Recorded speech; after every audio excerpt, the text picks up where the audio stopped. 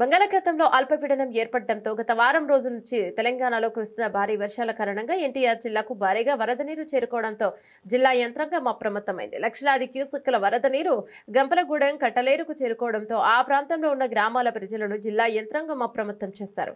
ఎన్టీఆర్ జిల్లా తిరువూరు నియోజకవర్గ గంపలగూడెం మండలంని నగడప గ్రామం నుంచి కట్టలేరుపై ఉధృతంగా ప్రవహిస్తున్న వరద నీరు 20 గ్రామాలకు రాకపోకలు పూర్తిగా నిలిచిపోయాయి.